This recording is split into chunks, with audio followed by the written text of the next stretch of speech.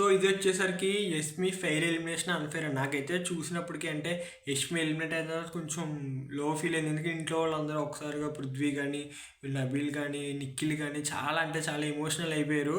అయితే నాకు తెలిసినంత వరకు బిగ్ బాస్ ఈ డెసిషన్ తీసుకోకపోతే యష్మి అయితే వారు ఎలిమినేట్ అయ్యేది కాదు.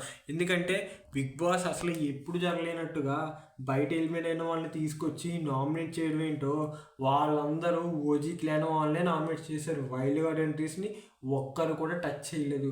ఈ ఓజీ క్లాన్ దగ్గర పోవడం విష్ణుప్రియని కూడా ఎవరు నామినేట్ చేయలేదు. సో వీళ్ళ 5గురు ఉండడంలో తన దురదృష్టం వలన ఏంటో కానీ యష్మి అయితే ఎలిమినేట్ అయింది. యాక్చువల్గా యష్మి కాకుండా విష్ణుప్రియ అని, టేస్టీ తేజ అని అంటే కొంతమంది ఉన్నారంటే వీళ్ళందరూ స్టార్టింగ్లోనే అవ్వాలి బయటికి వెళ్ళడానికి. బట్ ఏదో ఒక ఫేవరిజం లాగా అలా ఆపుతుంది. ఇన్ఫ్యాక్ట్ పృథ్వీని కూడా. బట్ అసలు యష్మి అయితే నిజంగా ఇంకా ఉన్నారు కదా అన్డిజర్వ్ వాళ్ళు యష్మికే కాకుండా నేను అనుకున్నాను.